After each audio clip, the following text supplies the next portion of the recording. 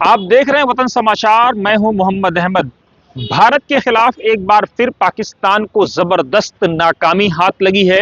Jakarta में आयोजित OIC, organisation of Islamic countries, Islamic देशों के जो सहयोग का जो समूह है, उसकी बैठक में पाकिस्तान की तरफ से ये कोशिश की गई थी कि भारत के खिलाफ प्रस्ताव लाया जाए कश्मीर को लेकर के, लेकिन उसमें जो है बहुत सख्त नाकामी पाकिस्तान के हाथ लगी है। पाकिस्तान को मुंह की खानी पड़ी है। एक बार फिर भारत की कूटनीति इस्लामिक देशों में खुल करके सामने दुनिया के पर्दे पर एक बार फिर आई है। और इस प्रस्ताव को लेकर के जिन तीन देशों ने सबसे बड़ा भारत का साथ दिया, उसमें खुद मेजबान कंट्री इंडोनेशिया, जिसकी राजधानी जकार्ता है, जहां पर ये बैठक आयोजित की गई थी, और उसके साथ जो है, उसके अलावा जो है मिस्र और बहरीन, इन दोनों ने भी भारत का साथ दिया। आपको हम अपने दर्शकों को बता दें कि इंडोनेशिया भारत का पुराना दोस्त मुल्क रहा है, पुराना सहयोगी रहा है, भारत के लंबे रिश्ते रहे। इंडोनेशिया के राष्ट्राध्यक्ष इससे पहले भारत में आए थे मेहमान बन करके, उन्होंने अपना अतिरिक्त समय भी दिया था और भारत के रिक्वेस्ट पर उन्होंने अपने पाकिस्तान के दौरे को टाल भी दिया था।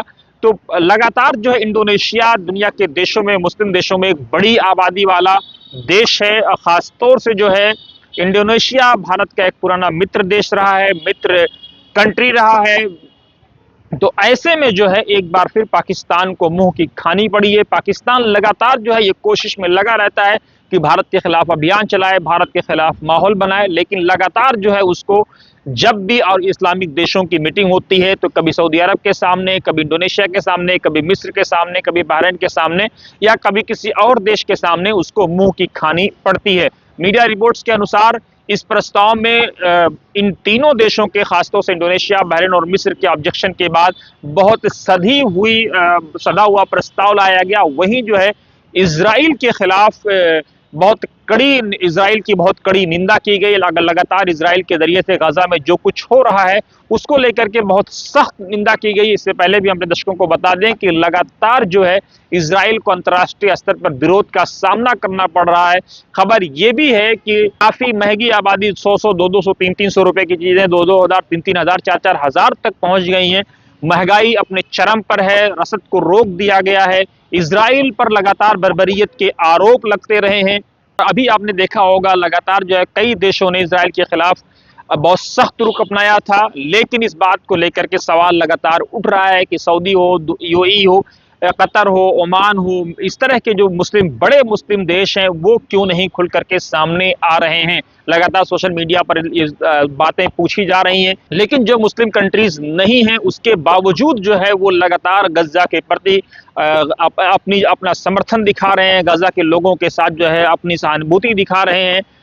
आगे क्या कुछ होगा ये देखना बड़ा दिलचस्प होगा, लेकिन हालात बहुत ही दयनीय मोड़ पर आ गए। मीडिया रिपोर्ट्स पर यकीन करें तो महंगाई अपने चरम पर है, लोग भुखमरी के शिकार हो रहे हैं। खबर ये भी है कि बहुत कम खाना पानी वहां पर बचा हुआ है। ऐसे में क्या होगा, दुनिया इस समस्या का समाधान कैसे निकालेगी, ये देखना बड़ा दिलचस्प होगा। अभी अमेरिका के सदर सऊदी के दौरे से बिलखुसूस लौटे हैं। उसके बाद उम्मीद ये की जा रही थी गजा के लोगों को आराम मिलेगा, कुछ राहत मिलेगी, लेकिन अभी वो राहत पूरी तरह से मिलती नजर नहीं आ रही है। आगे आने वाले दिनों में देखना बहुत दिलचस्प होगा कि ये पूरा, खासतौर से ये जो पूरा वेस्टर्न कंट्रीज है जो मानवता की बात करता है, वो कैसे अपने चीज़ों को लेकर के सामने आता है, गजा के लोगों को किस तरह से रसद पहुंचाया जाता है। ऐसे में चाइना भी लगातार जो है गजा के लोगों के हक में खड़ा हुआ नजर आ रहा है। चाइना की तरफ से कई सारे बोल्ड स्टेप भी लेने की बात कही जा रही है। क्या होगा नहीं होगा ये देखते रहिए, हमारी नजर भी बनी हुई है। आप देखते रहिए वतन समाचार।